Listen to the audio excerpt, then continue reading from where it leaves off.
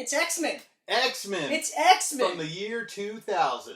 From the year 2000. When you thought the world was going to end, it didn't. Instead, we just got X-Men. Remember that Conan O'Brien thing? When he and yes! Yeah, when he and Andy would look to the future, and then after the 2000s hit, they kept doing that bit. That was great. That was a great in the year 2000, the movie called X-Men will come out. Yes. And it will shatter your expectations of what to expect in a comic book movie. Mm-hmm. And that's true. That's true. It actually did. This film right here, I mean, Blade to a degree, but this film right here is what started the superhero boom. The Blade movies, Blade 1 and Blade 2, was like getting your foot in the door. Mm-hmm. That's what it was. It was kind of like, so, no, we can do movies. Yeah. Right? But because Blade was rated R... It couldn't be any more successful than it was. It was only... Yeah, it was gonna... It's not like today, where you could have a rated R superhero movie. Yeah. And it smashed box office records, right? Whereas now... so it was this one and Spider-Man. Yeah, Spider-Man came out in 2002, 2 years later. That's right. Those were the two big ones, but this one was the one that said, hey, look, we can do this. They start shooting this in 99. They casted this in 98. What people today, the younger generation, won't really know unless they look into their comic history, is that the Avengers were like B, C level characters in the 90s. The X-Men were the big money makers for Marvel. Oh, yeah. It was X-Men and Spider-Man. Yeah. Those were the two biggest money makers that they had. Their animated series was massive. The problem... This, still the number one selling comic of all time. Yeah. Yeah. Well, it also had, like, that fucking awesome, like, fucking fourfold cover. Yeah. Yeah. So that showcased, like... Because that was X-Men Gold, X-Men Blue... Mm-hmm. And they actually explained why they had split them up and what their roles were. Yep. So, like, if you read Uncanny X-Men, you got Uncanny X-Men with Will Spertaccio doing the art for the most part. Yep. Yeah, because Jim Lee started on Uncanny and then split off to do X-Men 1. Right, the same time Tom McFarlane split off to do Spider-Man. Yeah, exactly. Yep. Around the same time that Keown was on... No, he was Hulk in the late 80s, I think, right? No, Dale Keown had a nice run on Hulk. For a long time. I think it started in the late 80s. I think it was a few years earlier than this stuff Oh, yeah, went down. okay. Yeah. And Rob Liefeld was on X-Force. Right, that started around the same time, too, and that was a big seller. Yeah. Larson didn't really... He took over Spider-Man after McFarlane, right? Actually, Larson was on... He had a run on Amazing, so he followed McFarlane on Amazing, and then followed McFarlane, on Spider-Man. Right. And in fact, and then if I remember correctly, it was Larson into Bagley. Yeah, and then that immediately started one of my favorite. Talk about a good run for Spider-Man artists. Yeah. Wow. Yeah. Right. And for me, being a fan of like I wasn't the hugest fan of Tom McFarlane. Was not the hugest fan. No. His style's not for everyone, and that's okay. Mm-hmm. I'm not going to say he's a terrible artist. I'm not a huge fan. Yeah. In fact, now I would say I prefer Greg Capullo over Todd McFarlane. And Capullo was one of those copycat artists. Yeah. Oh, yeah. When he took over Spawn, you could hardly even tell it was a different artist. Like it was very hard. And then it eventually went into his own style a bit, but... Yeah. But I still am a huge Larson fan. Mm-hmm. I am a huge Bagley fan. You know what I mean? But yeah, so anyway, that's a nice little history on comic books, no less. Good, yeah. I told you we were geeky. Oh, yeah. It's funny, though. Like, you think about it, and it's like, well, you know, you get all crazy about sports. We get all crazy about comic books. Absolutely. Okay, so X-Men. So one of the things that I always like to, when I watch these movies, I ask myself, does it hold up? Did you rewatch these before doing this? This one I didn't recently, because I watched it within the last month. Okay. Last month or two. Yeah. But enough in recent memory. These two I've rewatched. Okay. I've watched X-Men 1 at least 20 times in my life. But that's the thing. These two I've watched so many times. I really only rewatched these two. I'm sorry, these two I've watched so many times. Right. I've watched these two, because I wanted to see this movie again. Yeah. Because it had been a long time. You wanted to see if it held up? Actually, it was one of those where I hadn't watched it in quite a while that I was like, you know what, I kind of just want to watch it again because it's such a great movie. Or I remember it being such a great movie, right? And then this one, I honestly was like, I'm rewatching it because I want it to be fresh, but I also want to see if maybe, just maybe, the hate I had for it isn't as strong as, or maybe was misplaced. Maybe it was one of those things like The Matrix, where I was like, had something in my head about Let's talk about The Last Stand. Yeah, X-Men Last Stand, sorry, yeah. X-Men Last Stand. Because I had a lot of hate for that movie. It was easier to focus on the things that they did right, because there was very few and far between. Whether or not that's changed, you'll have to watch the rest of the video to find out. But as far as this goes, okay. Okay, so how do you want to do this? You want to just dive into a review and then talk about how it holds up and whatnot? Oh, it holds up. It absolutely holds up. The only parts that don't hold up, I'm going to get those out of the way because it's very quick. The only parts that don't hold up is the costume design of Sabretooth. Right. I understand what they were going for. I get that.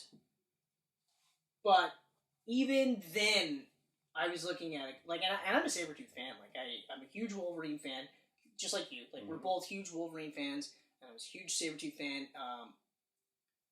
But to see him like that, like, yeah, he and Wolverine are more feral than most of the other mutants, so they're typically drawn, like, hairier. Yeah. Like, I always laugh because, like, they prettied up Wolverine a lot for the movie. Because this is a guy that's, like 5'3", but he's still 180 pounds. So he's like a squat, like he's like Chris Benoit, covered in body hair. Yeah. And you even hear, like, in some of the books, they actually say, like, he smells like a wet dog. You know what I mean? So you're like, how the fuck does he get girls? Because, like, he smells like a wet dog. You know? So they prettied him up.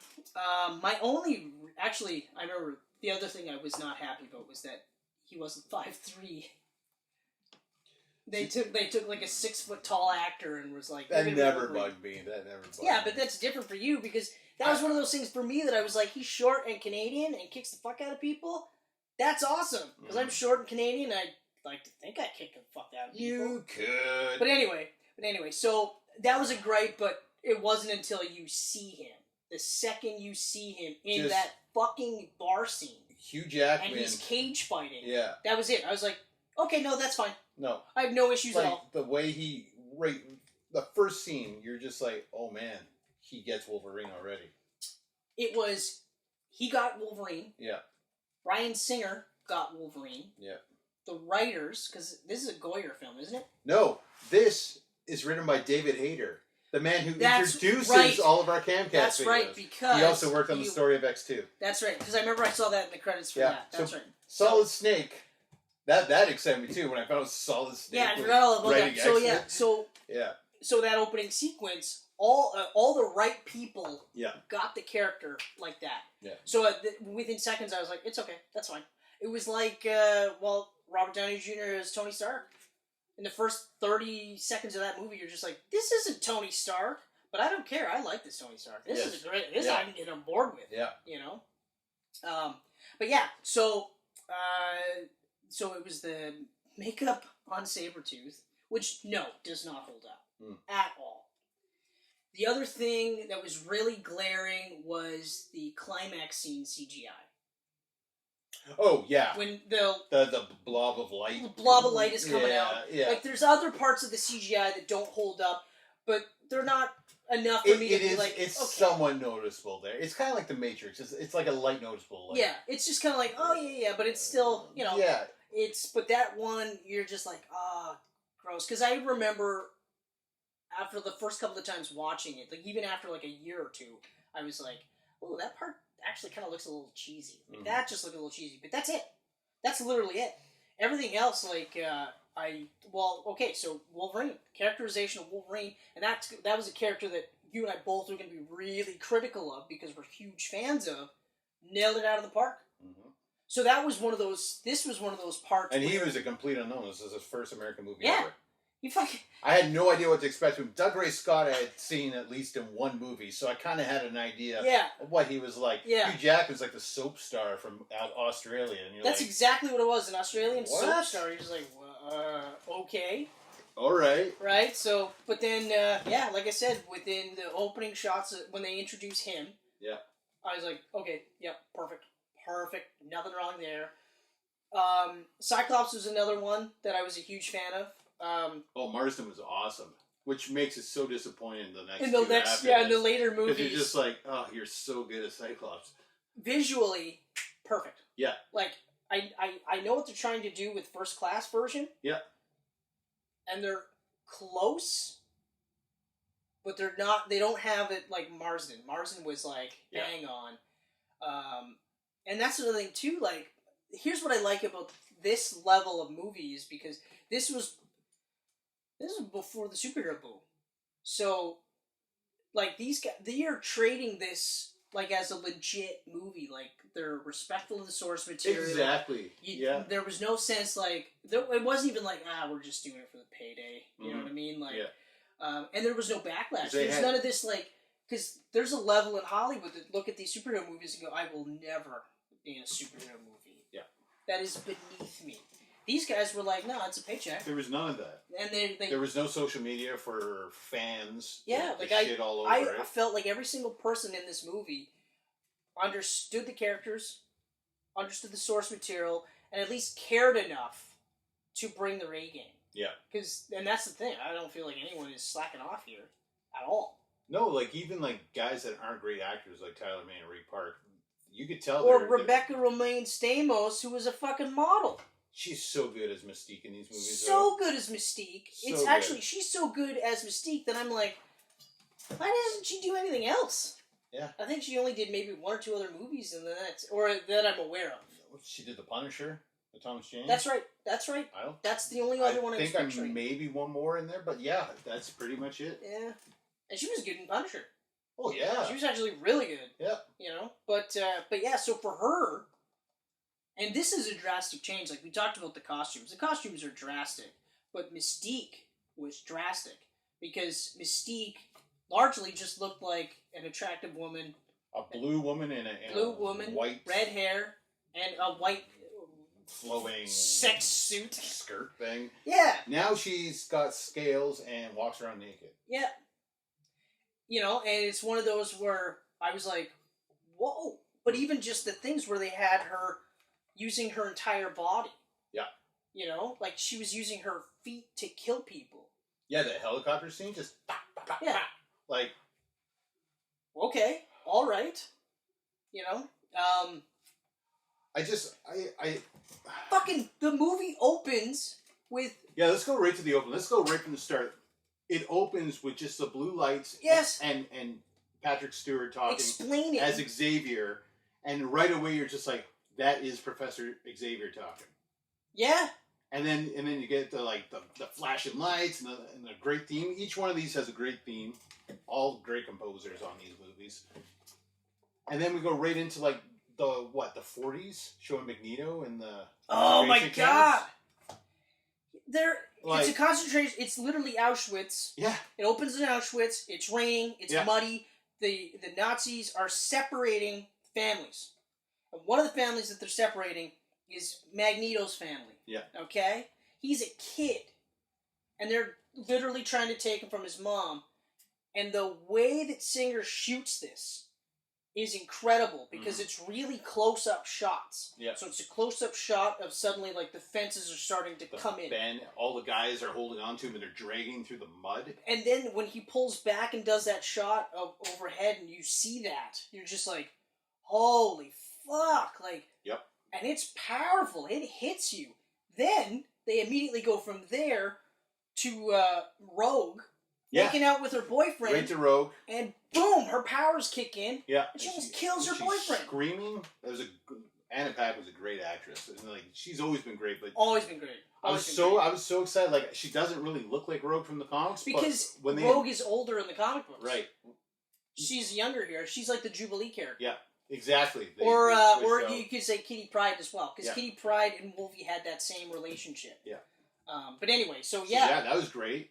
And then from there, we go into the great Jean Grey conference. Yeah. Talking to Senator So you Kelly. get a 1-2 punch. Yeah. And it's amazing. And they're setting up this world like boom, boom, boom. Yeah, exactly. And so they show, and it's genius that they open it with the Nazi Jew stuff. Yeah. The Auschwitz stuff, because this is a huge allegory for any sort of like hatred against anybody who's different. Yeah.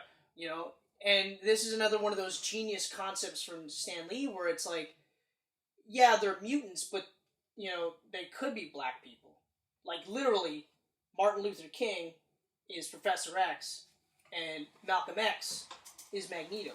You know what I mean? Like, you got those two sides, but it's anybody. Yep. You know, it's Nazis versus Jews. It's, you know, whites versus blacks. It's straights versus gays. Like, whatever part of that mold that you don't fit in, you fit in the X-Men. Yeah. You know? On one side or the other, but you will always fit in. You'll fit in. It doesn't matter where you are, you'll fit in. And that's why I've always been so attached to these characters. Same here. I felt like a mutant growing up. I mean, fucking the shortest guy ever. Like, look at us. Ever. We're collecting toys and shit, and everyone else playing basketball and stuff on the field. And yeah. Like, you know?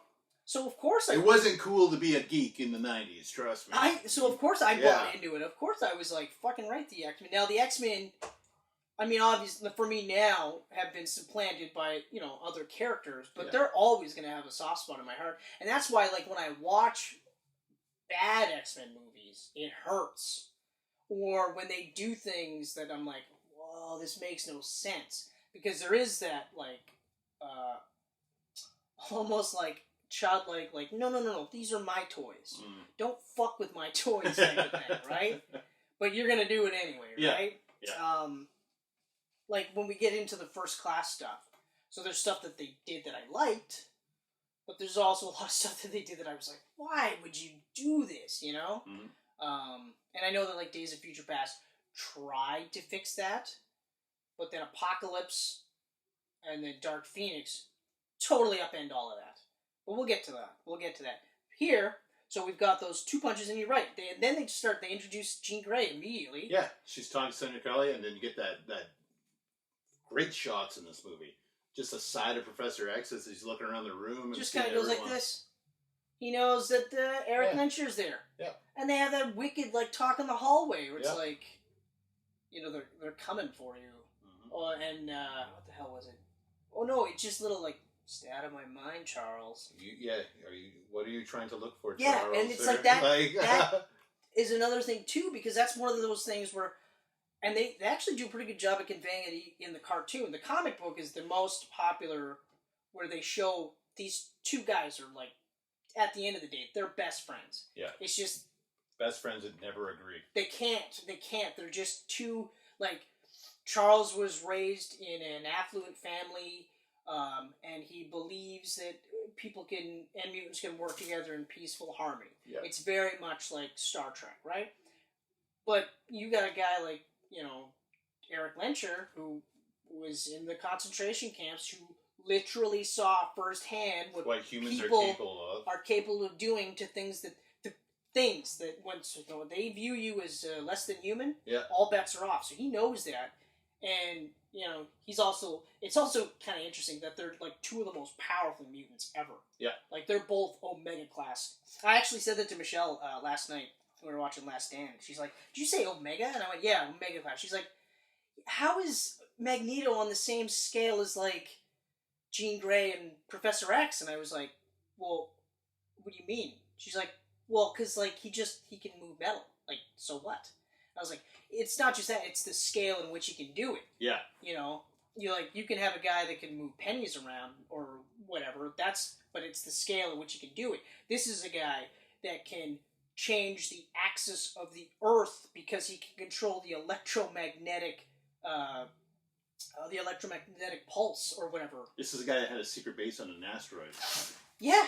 You know what I mean? Like, so it's like, so as soon as I said that, then she's like, okay. Yeah. All right, I get it, right? Yeah. But that's exactly it. Like, you know, these are Omega class, and Jean Grey too, Omega class. You know, but so basically, what I'm getting at, and what you're getting at too. So within the first 10 minutes, we've established, we've established mutants, okay? We've established Magneto. We've given you an idea of Rogue, Marie at this point. Yep. You know, we've also shown you the relationship between Professor X and Magneto. Yep. We've also shown you Jean Grey, and we've established that she's a doctor. You know, so she's got a PhD. She's smart. Plus, she's also working with Professor X. You know what I mean? So within 10 minutes, you're just like check, check, check, check, check. Yeah. Come on, do something wrong. Just do one thing wrong. Yeah. Right. We get the Sabretooth. Yeah. Well, next scene we get the cage fighting. But that's the thing. So next scene we get the cage fighting, and like I said, instantly the second that it's like, step right up. Who wants to be the guy that fights the Wolverine? I was like, and he's just what? He's there against the cage, smoking a cigar. He's got his beer there. Yeah. Just casually, like I don't even fucking care. Yeah. And then every time he punches or like the guy hits him, there's that like punching metal sound. Yeah. Which was genius. Like he fucking headbutt him, just cracks oof. the neck. Yeah. I was like, holy shit. And while the hair is definitely more polished in the later movies. Yeah. Yeah. It actually looked really good there. Yeah. Like I was very impressed. And that's another thing too, like in real life, if you saw I don't care, I know it's Hugh Jackman. You saw any guy with that hair. You'd definitely be like, the fuck, is he a Naruto fan? Is he into anime? But it's just funny when you look at this, like how normal it looks. It looks so because normal. Because you know that's Wolverine. Because you know that's Wolverine. Yeah. You know? But, again, in real life, you're like, stay away from that fucking weirdo. Honestly, they went all leather and stuff for realism in here. I'm surprised they didn't just give him, like, long hair or something. I'm glad they didn't, though. I'm so glad I'm glad they didn't. But, like, so we get that. We establish Wolverine. And immediately, we introduce Wolverine to Marie. Rogue, at this point. Yep. And so you see him Great bar chemistry fighting. Between them. Yep. You see him bar fighting. You see her. She's hungry. She's about to steal. You know, bartender gets wise. Those hillbillies are like... And it's in Saskatchewan. That's another thing. It was Alberta. It was in Alberta. And I was Alberta. like, yeah, fucking right. So they shot that scene in Sudbury. Yes, that's right. That's right. When they were shooting and then they have like the coolest fucking reveal where it's just like you ain't normal. I know what you are. You're a mutant, right? Yeah. And then it's just like claws out. Yeah. No, it was claws out like this. We see the claw come out for the first time, and it's just like it opens because that's another thing they changed in the comics. They come from here. They go, which makes so much more sense when you think about it. Yeah. Like if his wrist is straight, they'd be coming through the. Yeah, and I actually think they since switched that in the comics. I think so too. Yeah. Yeah, because like again, you're talking like they'd have to come out here. Yeah, like, which would make. They had those sense. little like bullet type holes. Yeah. On the gloves. So they'd come out. Well, yeah, but it does definitely make more sense. But then again, we're talking about this being grafted onto his body anyway. Yeah. Because they don't talk. Oh no, they talk about it being a mutation as well. That's right. So that's right. Yep. Anyway, sorry, sidetrack. But yeah, so and then they have that slow like cock sound, like shotgun cock. Yeah. When it's fast, it's full on. Yeah. But I loved it. He was like, "Yeah, walk away, bub." Shotgun to his head. Yeah. All right. Just. And it just looked so cool, that freeze where he's like, shotgun's all cut up. Yeah. He's like this. That was Wolverine. I was like, yeah, okay, perfect. Sign me up. And then we get to fucking Sabretooth. Yeah. Oh. It's really what it is the eyebrows. The big bushy. Well, he's got the big bushy brows in the comics, though. But he does not look like that. Like, he doesn't have, like, the big coat and stuff and long... Yeah, like, I mean, in Jim Lee's run, they had him in a fucking, like, tailored suit. And then when he wanted to hunt mutants, he was in that tiger claw suit. Yeah. Which was awesome. He really only had long hair in Age of Apocalypse.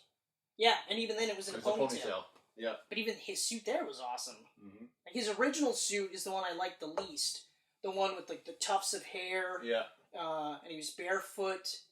And it was basically like a shirt and pants with, like, the black underwear to break up the color scheme. His tiger stripe suit was awesome. That all brown thing. Yes. Like the fins coming out. That's awesome.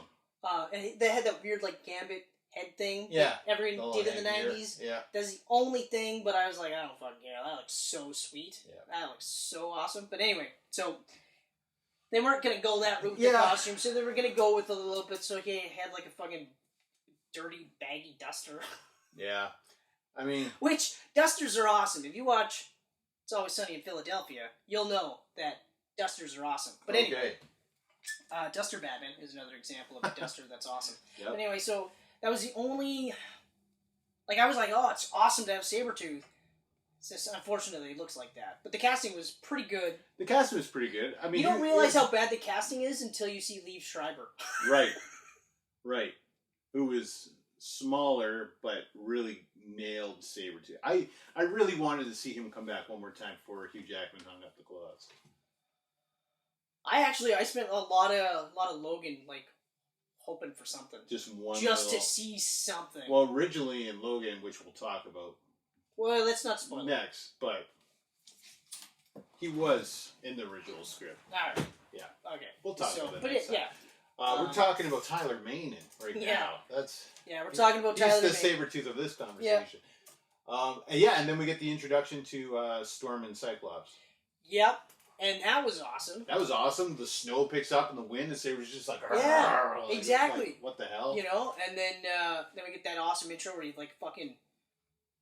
It was pretty cool that they had like Sabretooth jumping into the trees too. Yeah. Like it looked a little silly, but it was just one of those. It was like a cool idea to have him just be like jumping away, and they're like, "Oh, okay, all right, well, we picked up 2 more mutants," you know. Yeah.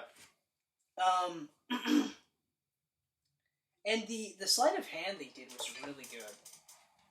Because the whole time they make you think that it's Wolverine that Magneto's after. Yeah.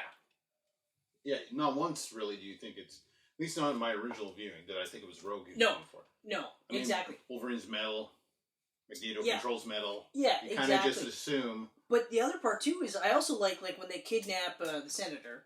Yeah. You don't really get a sense of Magneto's plan until the very end.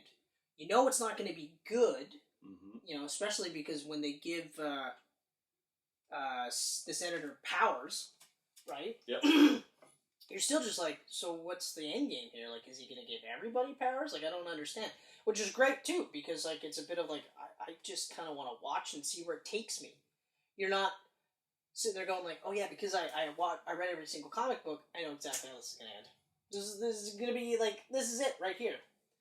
But once you get to the school, right? So we only get like a little bit of it with Storm and Cyclops. Once you get to the school, boom, we start like nailing off. Because now you immediately have Cyclops who's like, I don't care who the fuck you are. Yeah. You don't come into my school and then flirt with my girl and think you can do whatever you want. Mm-hmm. Fuck you, right? I know. And that's where Marston really nailed who Scott Summers was. Well, exactly. Like, so much throughout the movie, too. Like, later in the movie where Professor X is unconscious, he's telling him, I will take care of the school, I take care of the kids. Yeah. Don't worry. And, exactly. like, I was like, oh, that's Cyclops. Yeah, exactly. Because, and that made me so excited for the future movies. Because we've talked about this before, like Morrison's idea where, like, Scott Summers would be kind of like this Norman Bates kind of guy, because, like, this is a guy who's been raised by Professor X to essentially be this like soldier of a peacekeeping mission, but he's trained all the way through to be the leader. There was never any question of anyone else being the leader. It was Cyclops. That was it. Yep. You know, even in the original comic books with the original cast, right? Just the 5 of them. Cyclops was always the leader. That was it, and for good reason. Yeah. You know, but yeah, like. I love that it's just instantly oil and water, you know? Yeah. Oh, fuck. It's such a good movie. Like, even just, like, in terms of the story, too, this isn't a badly written movie at all. This is a well-written movie. No, and it's quick-paced. Like, this is the shortest, I think, this is probably the shortest of all the X-Men movies. Even Last Stand? Yeah, Last Stand is near the 2-hour mark. I'm pretty sure it'll be on the actual case.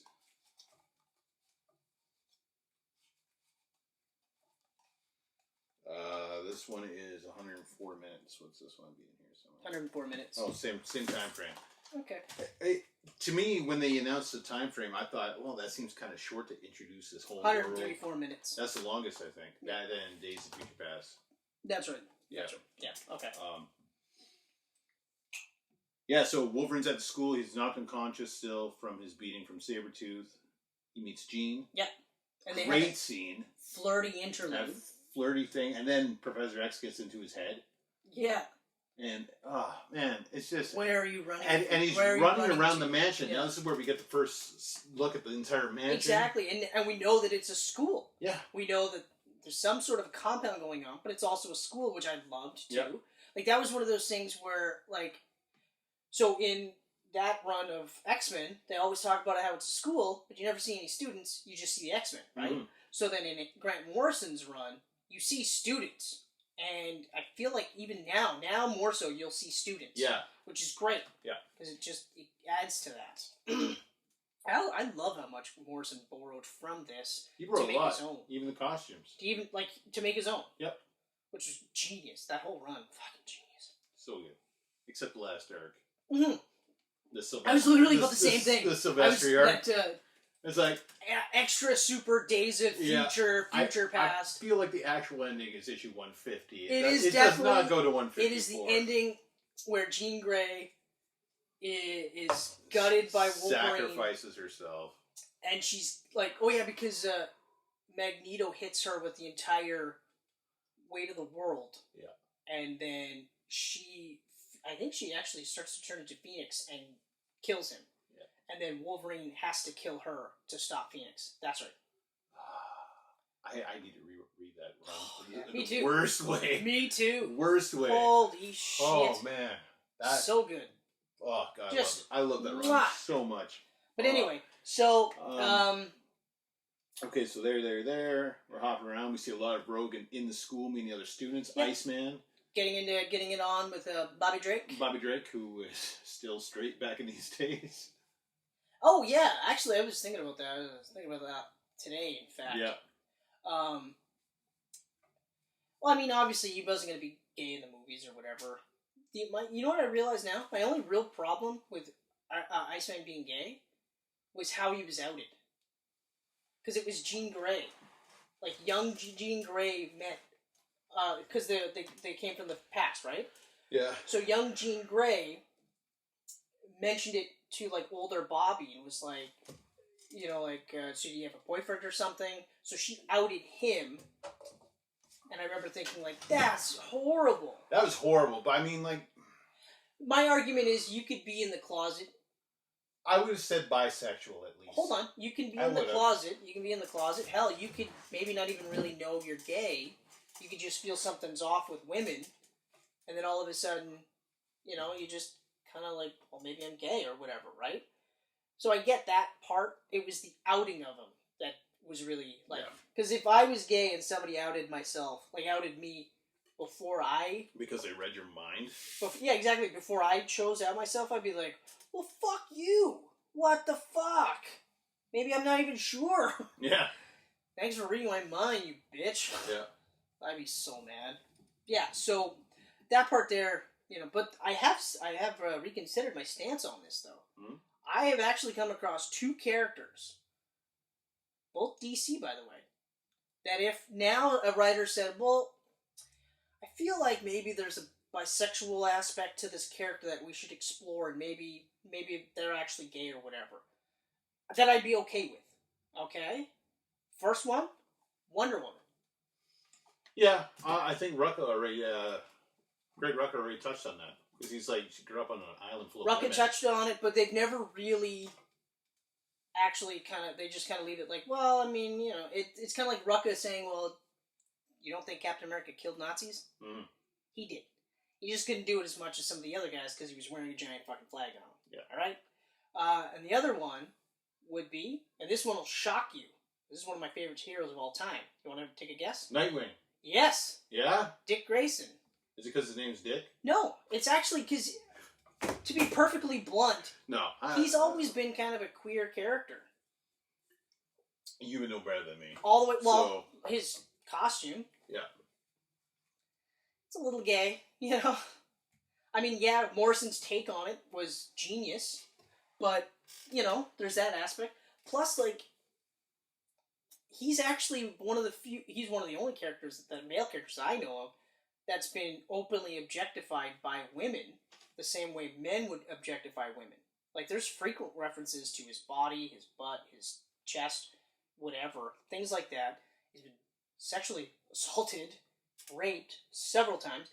I don't know how much they'll touch upon in like continuity and stuff like that. But like the other flip side though is he's also almost always regarded as a popular character for women, and also gay characters as well, like gay people as well. If all of a sudden they were to kind of go like, you know what? Maybe he's bi, like maybe we just explore that. I'd actually be okay with that. I mean, this is a guy that slept with an alien. We are assuming that aliens have vaginas. What if they don't? You know? But obviously, it didn't matter to Dick Grayson. No. You know? So I feel like that's another character where if they suddenly did that, I wouldn't be like, what the fuck is going on here? This is an outrage, blah, blah, blah. My sexuality is questioned because I love this character. I'd actually be like, okay, well, if the story's great, then let's do it, right? Yeah. I just feel like those are some of the characters where you can kind of go, yeah, okay, I can kind of see that, you know? And now if they made Wonder Woman a black lesbian, then I would be like a little bit like, okay, hold on, guys, let's not get crazy here, you know? Yeah. Oh, speaking of Dick Grayson, he's still Rick Grayson. You should see his fucking horrible costume he's running around in. That's the thing. He's still in a costume fighting crime, but he's calling himself Rick Grayson. The pitch that you gave me sounds so stupid. And it's been like 2 years now? It's been a while. I don't know if it's been 2, but it's been a while. It's been a while. Like, I feel like you told me this around, our earlier Camcast episode. 64. So it's from 50 to 64. So, because current issue is 60, 65, 66, something like that. So, yeah. So, a year and a half, roughly. Year and a half, yeah. Okay. That's a long time. Yeah. It's... Usually those kind of things wrap up in at least I have not read an issue since issue 50. And I probably won't. Actually, I know I won't. I know I will not. But anyway, so off on a little bit of a tangent. But... That's our thing. Getting back into it. So, another thing I like is... because Rogue's mutant power is that if she touches people, she steals their life. Yeah. Okay? So... Even in a school like the X-Men, there are going to be some people that are like, "Oh, okay, hold on," but it's actually kind of interesting how accepting for the most part everyone is. They're like, "Oh, okay, well, so you just can't touch people. All right. If I'm not careful, I can light people on fire." So, whatever. Yeah. The relationship with Bobby Drake I thought was really cool because it was one of those it was cute. It was natural too, right? It wasn't forced. That's what I was gonna say. They sat beside each other in class, and he's just like, "Look what I can do." Yeah, hey, look, here's a flower, and she's just like, "Oh yeah, I can't ever touch you, but that was nice of you." I liked because it was organic. It didn't feel forced at all. It wasn't like, so we already got Scott hooked up with Jean Grey, so and there's that teasing triple love triangle. Yep. Let's smash those two together. Boom! Boom! Yeah! Yeah. It felt organic. Yep. But I also liked that almost immediately we had Mystique infiltrate the X-Mansion. Yeah. Immediately infiltrate the X-Mansion. Immediately get Marie out of there, right? Mm-hmm. And then take Professor X out of the equation. So it was just you had that one kind of a bit of an action sequence right at the beginning with Wolverine and the X-Men and Sabretooth. Yeah. And then it just kind of it's exposition, but not in a way that I was like, oh, okay. Yeah, exactly. Holy fuck, guys. I get it. It was just okay. Because it's moving at such a great pace. Yeah, so I was okay. Alright, so now we're here. Okay, okay. We touched upon a little bit of flashbacks from Wolverine, and those looked great. They were shot gritty and just, oof. When he's ah! Yeah. You're like, okay, alright, give me more of that. And then all of a sudden it's just oh, that's Mystique. Oh, Marie's gone. She just took out fucking Professor X. Holy shit. And then the X-Men are now, so X-Men's wait, where's Marie? They gotta find her. They go to the train station. And then that's where we get that awesome scene where it's just this was never about you. Mm-hmm. Or no, he goes, what makes you think I was after you? You know? Yeah. But what the hell was the line? Oh, no, he goes, What the hell was the line? Because I remember I was just that is awesome.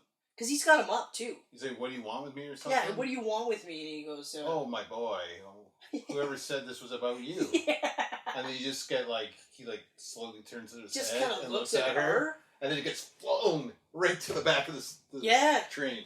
Like, hard. Like, ooh, fuck. You're like, yeah, I know it's fake, but that looked like it hurt. Yeah. And then you got all that shit going on inside the train station. Yeah, well, when Toad rips off the visor, and then that awesome, blows off the roof. Everything, you know? And Sabretooth and Storm. Oh, yeah. Scream for me. It's like, what? There's a couple lines in the movie. There's a couple of shit fucking lines. There's a couple lines. Like, I will say, though, like, at least later, like, when he goes, scream for me, at least later when he goes, you owe me a scream. It's not as cheesy because he already fucking... Yeah. He did the preemptive, like, hey, here's my setup, and then punchline. And honestly, his like, growly voice, I was like, it's pretty much... That sounds like Victor Creed. The growly voice is actually good. Like, scream for me. Like, I imagine that's what Victor Creed is. Yeah, that was good. I enjoyed that part. Even though this was the one where I liked Storm the least. But she didn't really do much. She was kind of just like a background character. But that's kind of thing. Like for the first half of the movie, she doesn't even say a word during the first half of the movie. No. Like, she's just in the background. Yeah, like, it was a surprise. No, she has that one conversation with Logan. That one where she talks about, like, picking sides. Even that, I feel like, was, like, halfway through. Like, it was. All the earlier times, like... No, I mean, like, while I feel like, yeah, she definitely deserved to have more in the movie. And she does. Like, she does in X-Men 2. With 2 and then at Last Stand, but in the third one, where she's, like, a co-leader, I was like, okay, that's a bit much. Yeah, well, I mean, when half the team's dead. But... yeah.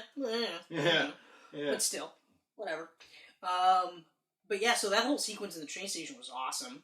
Especially because, like, that...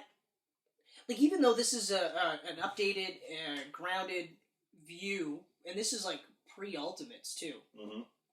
So this is actually an updated, grounded view of X-Men. It still felt like an X-Men movie. Yeah. Like, it didn't feel like we've got characters in a movie that would never happen. Like, I was like, okay, this is... Everything about this felt real, but felt like an extension of the comic books without actually being, like, a comic book movie. Yeah. Which I feel doesn't get enough praise these days, you know? So, like, yeah, it's one thing, like, you can watch The Watchmen or 300 and go, yeah, like, that is amazing. But not every movie has to literally be, like, ripped from the pages. Mm-hmm. But even though, having said that, I enjoy the fact that Apocalypse, X-Men Apocalypse, was, like, a really comic book, like, X-Men comic book feel of a movie. You know? Yeah. But anyway, so that whole sequence was great, but it also led into, one of my favorite sequences in the movie was in the... Statue of Liberty. Oh, that whole ending. That whole ending is awesome. Like, they're flying in on the Blackbird, so now we get to see the Blackbird flying. We get all their powers kind of go like, Cyclops says to Storm, we need cover, and she's like, I'm on it kind of thing, and then the fog rolls in, and Magneto's watching, he's like, we're not alone, or keep an eye out, we're not alone.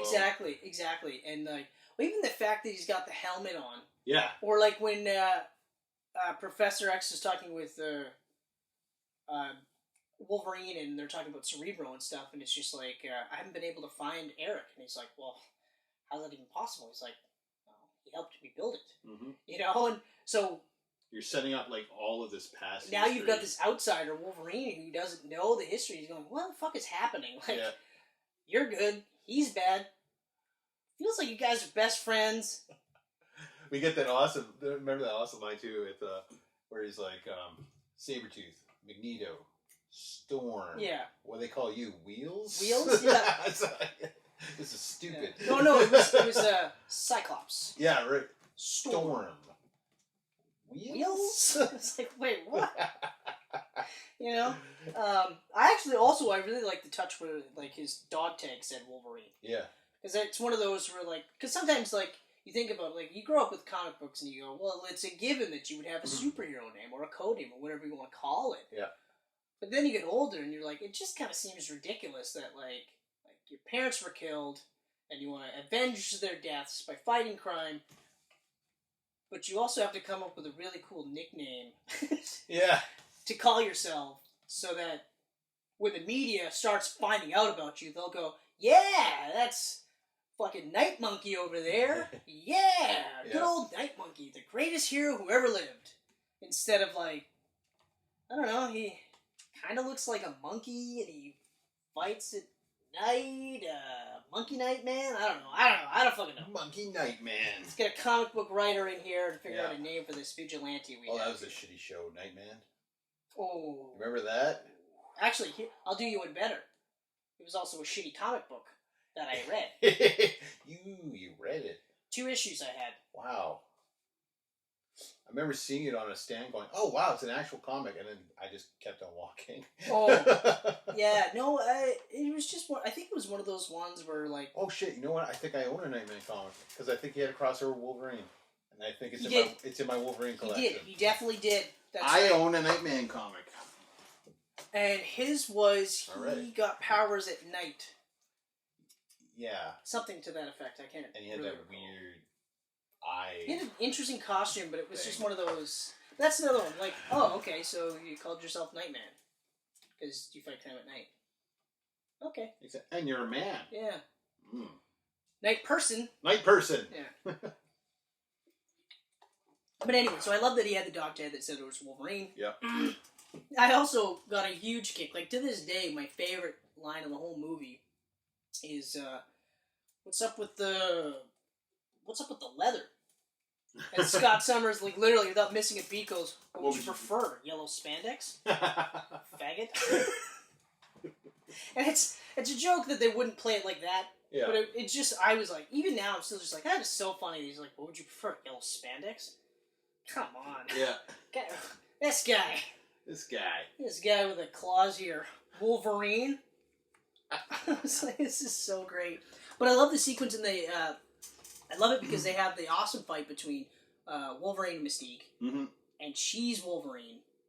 And it's great because... So instead of doing a weirdo tell where, say, Mystique's got a cut on her arm, and that's how you can tell that that's Mystique, they have Hugh Jackman just doing weird things like making kissy faces and stuff like that. So you're just like, yeah, she would do shit like that. She's already trying to, like, fuck him up. Yeah. You know? And then they disappear. And that was a great shot fight, too. Like, when she does that spinning kick as Wolverine, and while she's halfway around, she turns to Mystique. Yep. And hits him in the face. And then does the climb upside down. Yeah. I was like, that's an example of some of the stuff they did with Mystique that you never saw in the comic books. Yeah. That they did here, and I was like, okay, so if that stuff showed up in the comic books, sign me up. Yeah. Because I'm okay with that. It's the same thing with Domino. The stuff they did in Deadpool 2, put that in the comic books, sign me up. That's cool. A millennial that's like, I'm super lucky. Nothing will ever fuck up for me. Yeah. You have no idea how lucky I am. And check it out, you know? But, so that fight scene was awesome. But even the fight scene with the rest of the X-Men. So, Storm and Toad. Yep. Even though that line is the worst line ever. That is the worst one in the movie, I think. And it's actually one of the worst lines in almost all the movies. Yeah. Period. And that's her big moment in the movie, too. Big, huge, Storm's coming out. Finally talking here. Storm's coming out. Do you know what happens to a toad when it's struck by lightning? He can't even answer because his tongue is keeping him there. The same thing that happens to everything else. Oh, you don't say! Whoa! They get electrocuted? Oh! Whoa! Wow! Storm! You know? So that's why you weren't talking the rest of the movie. Yeah. But I just love the scene where it's just like, what is it? Wolverine shows up and he goes, how do I know it's you? And he goes, you're a dick? Okay. Yep. Guys, it's Wolverine over here. That's him. Yellow spandex guy. Right that's there. him. Let's go save the world Does now. that middle claw. Yeah. And just like James Marsden's reaction, just like the little laugh. Mm-hmm. Oh, and the deleted scene on this movie. Holy crap, it's funny with Spider-Man. You ever see that scene? No, I don't think I've ever seen it. There's a deleted scene on here where the X-Men are in the Statue of Liberty and the elevator opens behind them, and Spider-Man's in the elevator. He's like, oh, wrong movie. And then the doors close. Yeah. Oh, that's awesome. It's a great deleted scene. That is so awesome. And I don't think they knew it was happening because they all just break out into laughter. That's hilarious. It was probably like David Hayter in the costume. That's great. That's super awesome. Yeah. So at this point we realize, okay, so the reason why he wants Rogue is so that Magneto can transfer his powers to her. Yeah. So that she can use the machine that'll turn everybody in that one radius into mutants. which is basically like all the all of New York, the main essentially. powers of the world. Yeah, right? it's a UN summit. Yeah, so they're all going to get superpowers. So they're all going to be just like them. A bunch of mutants. And then I guess the idea is that Magneto will rule over all of them. Right, because all the world leaders will be mutants. Yeah, exactly. And I love I like that part too, because even like Wolverine is just like, you couldn't even do it yourself. You had to get a kid to do it. Yeah. Yeah. What kind of badass are you? I can't remember the line, but essentially it was just like, you fucking pussy, you piece of shit, fucking fake loser. I was like, that's awesome. I do think because you see the way that the muscles are on Ian McKellen, they should do that more often. Just have them like built, because it's fake. It's prosthetics underneath. Yeah. Oh yeah. Costume. But I loved his suit. Like, his costume design was amazing. His suit was awesome. And then that's another thing they touched on in New X-Men. Yeah. He had the same kind of long suit in New X-Men. Yeah, and I was, because like, and I said to Michelle, like, I love this version more so than the comic book version, because it's like you get to a point where, like, it seems weird that you would have the, like, without any explanations, you just take it as a given that they would make suits, but there's no explanation as to why Magneto would even remotely want to look like a superhero. Like, through every X-Men movie, he has the helmet. Yeah. It changes patterns and the designs. Yeah, but that helmet, But he always has that helmet. That helmet looked great almost in every single one. Every single one of them. Yeah. It's most comic accurate in Apocalypse. Yes. Yes, exactly. Yeah. They started to do it in First Class. Yeah. Because they actually had it stylized very much like the comic books. Yeah. Almost like Shredder. But, very much, because it comes out a bit. Yeah. But, aside from those minor glares with the CGI, still a fucking great movie. Oh. Still one of my favorite movies. Excellent movie. Excellently casted, excellently written. When they all break loose in the Statue of Liberty and you get to see them working with their powers together. Yeah. You know? That scene where, like, so the visor comes off. Yeah. And she's like, just trust me. Open your eyes when I tell you. Do it. And then it releases Wolverine. Yeah. After he actually, like, guts himself to try to get because it he's off. like this. Yeah. So then, So he guts himself, and at this point, like... And then he has that fight with Sabretooth on the top, which was awesome. Oh, it was so awesome. The only part, actually this part always gets me, is the spin around on the one. Oh, yeah. You're like, it never happened. That makes no sense. It would never happen. Into the water. Yeah. Oh. Well. Yeah. He's dead, I guess. I don't know. I don't really know what his powers are. It looked cool, I guess. I only knew the guy for 2 days. Yeah. We're fucked now. You know. But the best part of the whole movie is when Wolverine realizes the only way to save Marie, or Rogue, is to take his glove off and give her his power. Mm-hmm. So she shuts down. He almost dies. And it also, actually, the great part too is he asks about her when he wakes up. Because Jean Grey's with me. He goes, Rogue, is she okay? She's like, yeah. She took on your... Thought. She took on a lot of your more charming characteristics. Your charming characteristics for a while there, but she's okay. Because, I forgot about the scene where, like, he's having the flashbacks and he's dreaming, and then she goes to check up on him, and he stabs her, and I remember just being like, holy fuck! Holy shit! And then she steals his power to survive, and even though she did it to survive, she still felt bad. She's like, I'm really sorry. She's just like, hey, no, that's totally fine. Yeah. But how cool would it have been is if, when she stole his powers, she popped claws. That would have been awesome. That'd be awesome. That'd have been so cool. But we didn't get that, ever. Didn't get that. That's how she gets her white hair in the movie, though. I know. Yeah. Which is cool, because the whole time you're kind of like, well, why did you get the white hair? Well, she got it from the machine itself. Yeah, right, because it's sucking her energy, right? Yeah, but fuck. I love that movie. I love this movie so much. Mm-hmm. Yeah, I got great memories of this movie. I love this movie almost as much as I love this movie. X2 X-Men United. Yeah. I'm just saying that. This isn't a segue, but it can be. If you want it to be. Well, let's make it, because I think I'm done with X-Men. Yeah. I don't have anything else to say except that it's still one of my favorite movies. It's still one of my favorite X-Men movies. It holds up well. The whole cast is amazing in it. Yeah. Like, Famke Janssen was such perfect casting as you like, I mean... we watched these three this week before this. Yep. Adrian and I. And she was watching them and she goes, you know what? I really like the new movies, but this cast is the X-Men to me. Yes, I agree. And I was like... I agree. Yeah. I agree. Because Sophie Turner is not bad, and I don't think she got enough of a chance. But people just shat on her. Famke Janssen is People so just good. shat on her. Yeah. And I mean, like, I've actually watched Dark Phoenix. Oh, did you watch it? I'm not going to talk too much about it, except that I will say that I liked Sophie Turner in Apocalypse, but she was really good in Dark Phoenix. Oh, she's really good in Dark Phoenix. But there's other reasons why. You know what? Just leave it at she was really good in Dark Phoenix, and that's it. That's fine. But anyway, so here is this right here is my favorite X-Men movie. Above all else, this is my favorite X-Men movie. This movie. I'm just talking just set X-Men. the standard, though. I'm just talking about X-Men. Okay, Yeah. so I'm not talking about like Wolverine's movies or Deadpool's movies, but this is hands down my favorite just X-Men movie. Right? Okay. Okay. I don't feel any other movie has topped this. There might be some of the things that they've done better, but as a whole package, I don't feel any movie's topped this. Okay? It's my second favorite X-Men movie now, but that was my favorite for years. What's your first now? Days of Future Past. No, you didn't have to finish the sentence. Days. The reason why I was confused Days was of I Future was like, Past.